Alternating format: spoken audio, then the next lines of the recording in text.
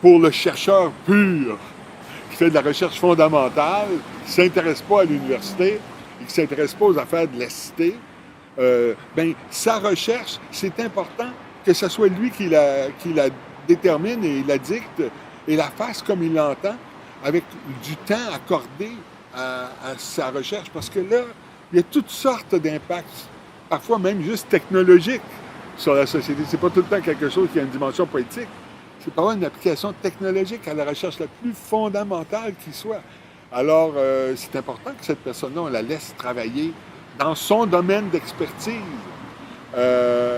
Mais à l'autre bout du spectre, pour celui qui non seulement sort de son domaine d'expertise pour s'intéresser aux questions institutionnelles de sa propre université ou de son propre collège, ou alors même qui va même s'impliquer dans la société, c'est extrêmement important d'avoir ce regard-là parce que il y a, à cause du fait qu'il occupe dans l'institution une position de connaissance, on a d'une manière automatique déjà la fonction qui peut être réalisée par l'autodidacte, mais qui peut être réalisée, qui l'est tout le temps par un universitaire, quelqu'un du collège, à savoir avoir acquis du savoir, puis être une personne qui a un discours articulé. Alors, on a donc une propriété qui est presque assurée là, de l'intellectuel d'emblée.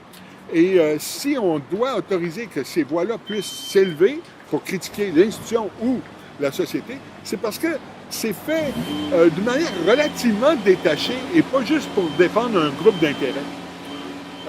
Il est important que des gens soient payés à temps plein avec sécurité d'emploi, avec la possibilité de faire des interventions critiques sur la société ou sur leur institution, d'une manière qui ne les lie qu'à leur propre institution universitaire sans que ce soit un groupe d'intérêt à proprement parler. Il y a une possibilité beaucoup plus grande, quand on est dans le milieu universitaire et collégial, de réaliser de manière relativement neutre une intervention qui est, je dirais pas arbitre d'aucune manière, mais qui est détachée des groupes d'intérêt qui sont souvent en train de s'entre-déchirer dans l'espace public.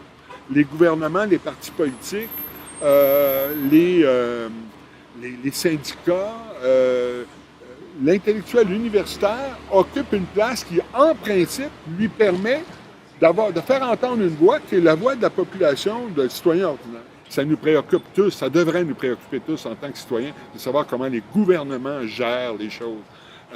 Alors, il faut avoir des gens qui puissent se mêler de ça, même si ce n'est pas leur domaine d'expertise. Et alors, il ne faut pas restreindre la liberté académique seulement au domaine d'expertise, comme l'ont fait dans une déclaration officielle l'ensemble de tous les recteurs d'université en 2011. Alors, ce n'est pas une construction, une interprétation. Il y a des textes qui confirment ça. Dans les semaines qui ont suivi, l'Association canadienne des professeurs d'université a fait une intervention pour souligner justement ce manque-là, en critiquant la définition que faisaient les recteurs de la liberté académique en la restreignant au domaine d'expertise du chercheur. Et ils l'ont fait en se rapportant à une déclaration de l'UNESCO qui définissait la fonction de la liberté académique comme impliquant précisément le droit qu'a le professeur à l'université de critiquer son institution. C'est en toutes lettres dans la recommandation de l'UNESCO.